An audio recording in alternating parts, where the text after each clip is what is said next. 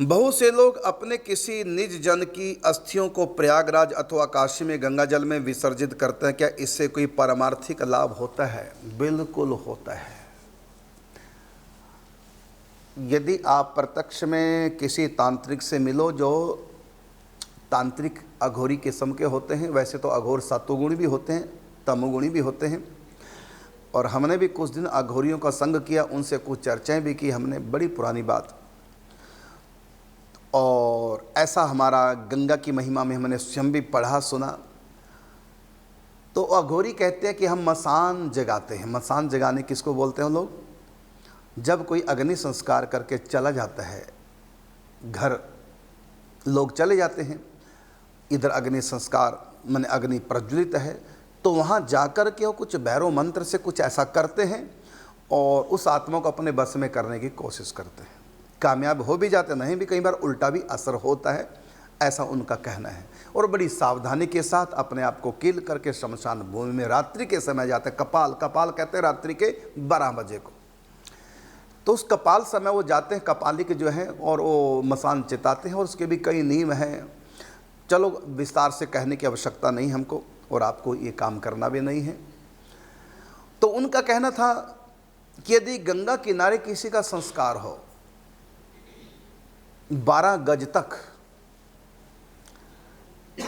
तो कहते वहाँ पर माने 12 हाथ तक, गंगा जल की धारा से 12 हाथ की दूरी तक यदि किसी का अग्नि संस्कार हो, कहते हम उस आत्मा को किसी भी तंत्र मंत्र से बस में नहीं कर सकते।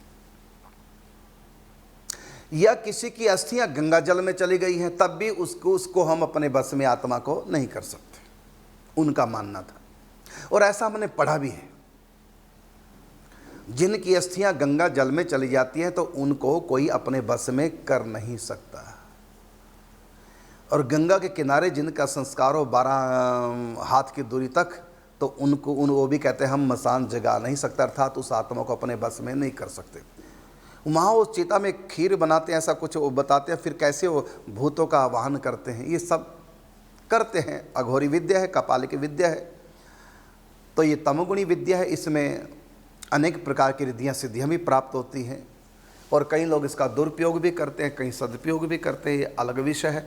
लेकिन आपने जो कहा ये बिल्कुल सत्य बात है, ये हमारी पढ़ी हुई बात है और हमारी अघोरियों से सुनी हुई भी बात है। और आप स्वयं भी देखें,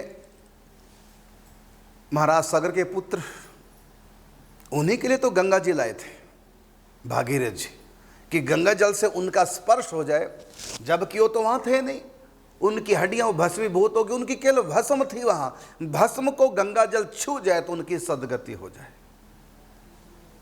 ये भागवत का महत्व वहाँ पढ़ा। तो आप विश्वास कीजिए, बिल्कुल प्रयागराज हो, काशी हो, गंगा जल जहाँ भी गंगा जी उसमें विसर्जन करते हैं हम पुष्पों को, अस्थियों को, तो उससे परमार्थिक लाभ होता है। और एक बात और भी हमने पढ़ी है कि जब उनका अग्नि संस्कार होता है तो उस समय वो स्वयं अपने अग्नि संस्कार को देखते हैं, क्योंकि जब आत्मा शरीर छोड़ती है तो उसके साथ में सूक्ष्म शरीर होता है और सूक्ष्म शरीर के साथ कारण शरीर होता है। सूक्ष्म शरीर, कारण शरीर, उसके अंदर वो आत्मा बंद होती है।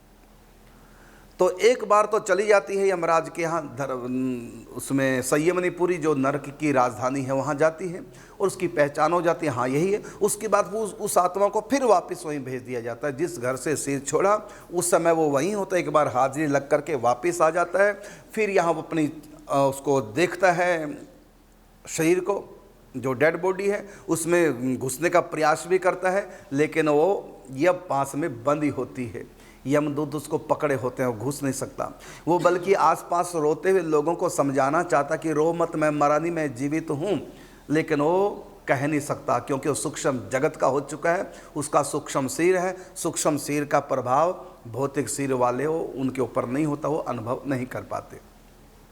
उसके बाद जब चिता के लिए जाती है, अर्थित उसके पीछे पीछे चलता है, और कोई उसकी प्रशंसा करता, उसको प्रसन्नता होती है, कोई उसकी निंदा करता तो उसको दुख होता है इस बात का सुनकर। वो सबको अनुभव करता, लेकिन उसको, यमदूतों को वहाँ कोई अनुभव कर नहीं सकता। उसके बाद वो चिता में जब जलती है, उस समय कराहता है, उसको दुख होता है जब उसका सिर जल रहा होता है, क्योंकि उसको उस शरीर से ममता है, आसक्ति है, अटैचमेंट है उस शरीर से, तो बड़ा दुखी होता। तो जब उसका अग्नि संस्कार होता है उसको भी दाह होता है, दुख होता है, ताप होता है।